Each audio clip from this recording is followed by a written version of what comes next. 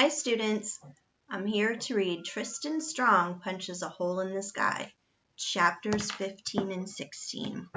Chapter 15, Fuel for the Gods. Tristan! My eyes snapped open. Ayana stood over me in the crowded common area. Her eyes narrowed. I stood up and swallowed a few times. Hey, where you been? I asked her. She watched me, then glanced at the people trying not to listen in. She turned and beckoned me to follow. Not here. Somebody wants to speak to you. Come with me and I'll explain. Curious, I followed Ayana through the thicket's shadow-filled tunnels. Slivers of sunlight squeezed through the cracks in the branches, and I caught a glance of cloudless blue skies more than once. Mid-Pass should have been a peaceful place. Somewhere you could play, grow up, sing, dance, and let the magic of the world carry you along. Instead, it was a horror, nightmares, because of me. What did the Haint want with storytelling magic? I needed to find a way to fix this. Maybe if I explained everything to John Henry and Miss Rose and Miss Sarah, they could somehow take the Anisesim power away and I'd be free to go. I had to go talk to some of the midfolk, Ayana said suddenly. I looked at her confused, and she sighed. He asked me where I'd been. I had to tell some families that we weren't able to find their loved ones. I winced. That sounds hard. It is, and it never gets easier. I don't know how Brer Fox did it. Brer Fox. I wondered if I should tell her he was still alive, somewhere. But then I decided against it, remembering Uncle C's threat against anyone who even looked at me. And after that, I had to try to convince Miss Sarah to let me go out on patrol one more time. There are still midfolk out there we can save. I know it. She pounded her fist into her hand. There have to be. I didn't know what to say to that. We walked in silence for a long time until Ayana slowed, and I realized we were back at the indoor thicket glade where John Henry and the others had quizzed me earlier. She turned around before we stepped inside and studied me again. Did you really do it? She asked. My heart skipped a beat. Did she mean the tear in the sky? Do what? You know, bring that story to life with magic, she said, it with a bit of anger, as if I betrayed someone. I let out a breath of relief. I don't know. That's what the gods told me. I'm not asking them. I'm asking you. Apparently you can hear things too. I don't know, okay? I sense something. Drums, clapping, faint music. I can't explain it other than to say it's like having a memory just out of reach. I balled my hands into fists and sighed in frustration. I don't know if it's that Anisesim thing, but Ayana continued to watch me. I hope so, she muttered. We need all the help we can get, and maybe, just maybe, with your help, we can tip the balance in our favor for once. She offered me a small smile, and we walked inside. I waited for a moment. She wanted my help. Even after everything I'd done and all the problems I'd caused, I could still make this right. So why did that thought paralyze me with fear? Tristan? I exhaled and followed her inside. We walked past the hill, crossed the stream, and headed toward the trees in the back, where a large boulder sat between several trunks. At first, I thought there was a breeze because of all the motion in the treetops. But then, one of the many leaves separated and fluttered down to us. The butterflies! I said in a hushed awe. The trees were covered with the butterflies from before. They made their homes in the branches, folding and unfolding their wings until it looked like the entire grove was a living painting. I held out a finger, and the largest butterfly I'd ever seen landed on it. Sky blue wings splashed with yellow and white dots, flapped slowly before the insect took off to flutter somewhere else. Peaceful, ain't it? John Henry's voice rumbled out of the shade. What I'd assumed was a boulder was really the giant folk hero sitting against a tree trunk. Now he turned slowly and looked at me, and my eyes widened at the hundreds of butterflies covering his arms and shoulders. "Come to think here sometimes," he said. He glanced at Ayana and smiled. "Thanks for bringing him." Sarah and Rose went to do a flyover of the drowned forest, see if they can find any stragglers. "You get something to eat?" She shook her head. "Later, I'm going back on patrol. I'll take the east side. John Henry's eyes grew sad. "Ayana," Rose said. "I'm going on patrol," she repeated stubbornly, and after a brief standoff, he sighed and nodded. She looked at me with that almost pleading expression again, like I was the answer to an unspoken question, before gripping her staff and stalking to the exit. "Sit down, Tristan," said John Henry. "We need to talk." I eased down opposite him and leaned my head against the tree trunk. John Henry watched Ayana leave, then turned and studied my eyes. I avoided his, choosing instead to gaze at the butterflies flying above us.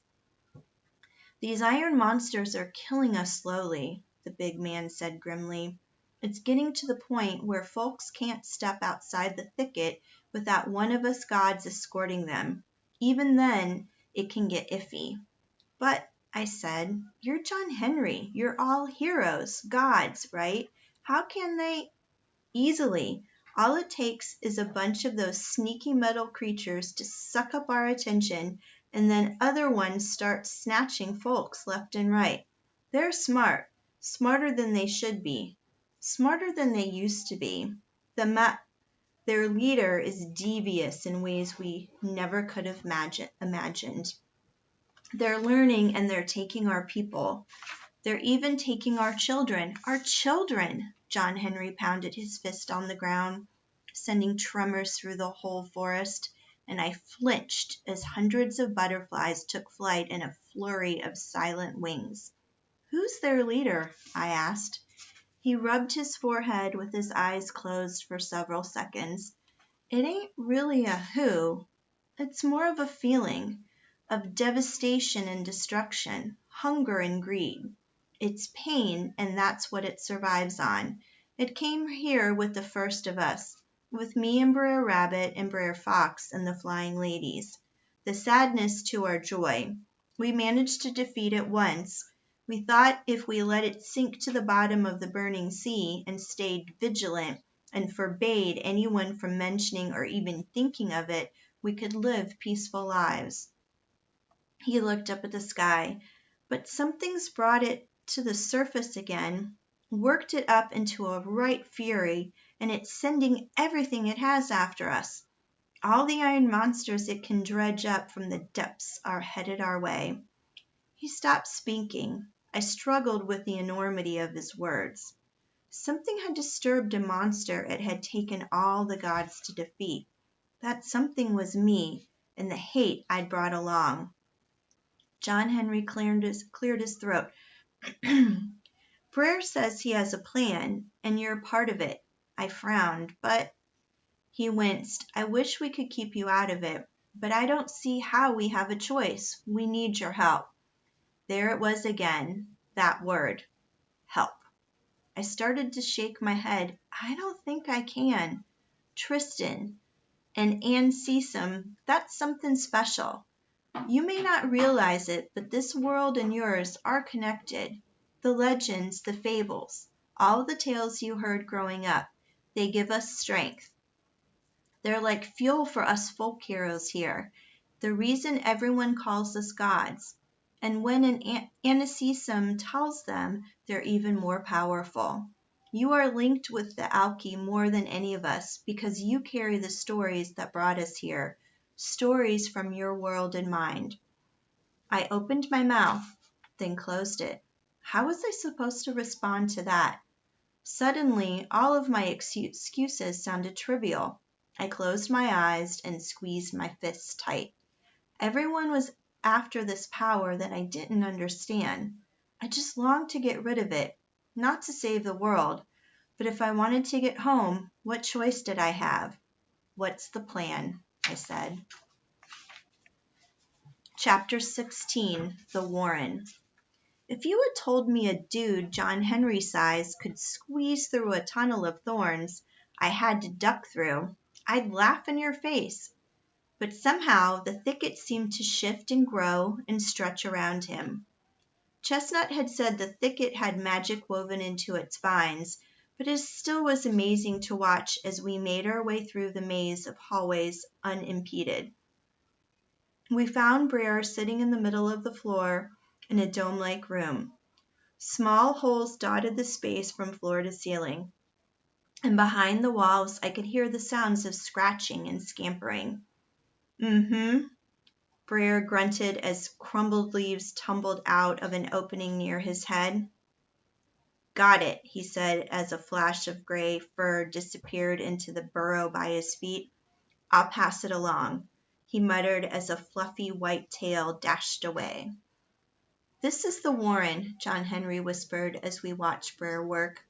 "Them little holes are tunnels that lead all over Mid-Pass and even beyond.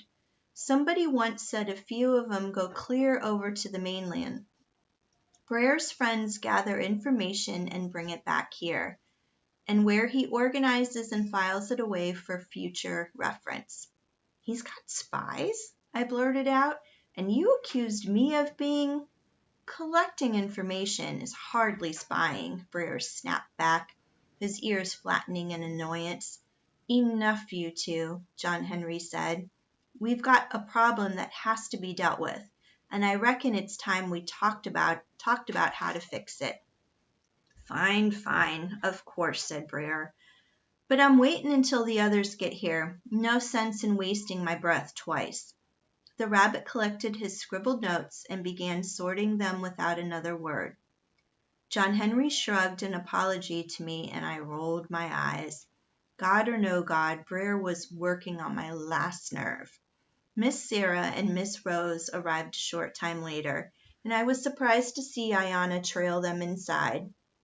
While the winged goddesses both murmured greetings to me, the raft pilot gave me a brief smile, and I hesitantly returned. "Ah, good. About time." Brer shuffled a stack of his notes and cleared his throat. "I, for one, will not dally, as I am incredibly busy." "Doing what? Sitting?" I said before I could stop myself. Brer hopped to his feet in a huff. "Some of us, boy, actually contribute around here. Some of us believe that helping everyone survive is important. I solve problems you created. So spare me the insolent sarcasm and start pulling your weight."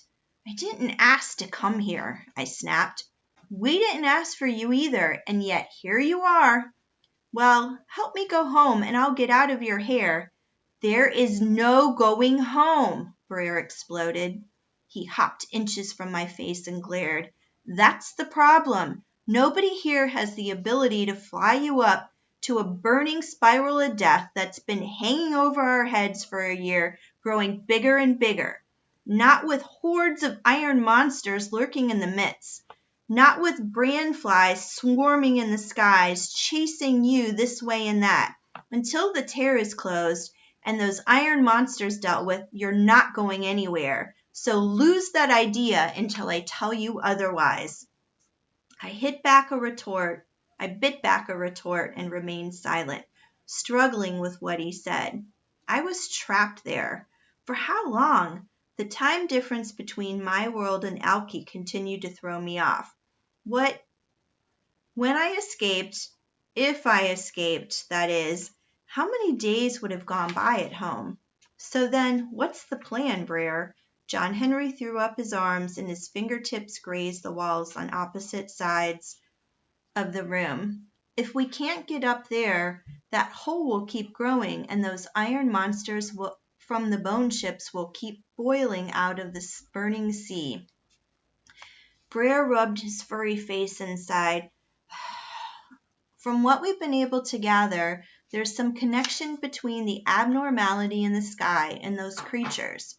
I just haven't been able to figure out what it is. What we do know is that when young fisticuffs here, he pointed his ears at me, battered that poor bottle tree. That upset something, and the iron monsters, a minor nuisance since you-know-what was defeated, have been a menace again. If we can push this boy back through and close the hole behind him, it stands to reason whatever is aggravating them will be cut off. Miss Sarah said, "That's all well and good, but someone still needs to get up there," her partner continued. "And we're not trying again," they finished at the same time. Miss Rose sniffed. "My wings still twinge in the mornings, you know." Miss Sarah nodded, and I imagined the two goddesses beating their wings in time as they shot toward the tear in the sky. A crash of thunder and black feathers falling, a shriek of pain, and, "Tristan, honey, are you all right?" Miss Sarah peered at me, and I shook the vivid image from my mind. I could even smell the singed feathers. "Fine," I croaked out. John Henry was still arguing with Brer. "And like you just said, them monsters ain't lettin' no one get close enough to try," he rumbled. Brer hesitated. "Provided we figure out a way past them, which I'm working on. There are 2 people I know who can make it through that fire unscathed, but only one of them can fix the rip in the sky and perhaps rid us of our unwelcome guest." We all leaned forward to hear the name, Nancy. And that is the end of chapter 16. See you later.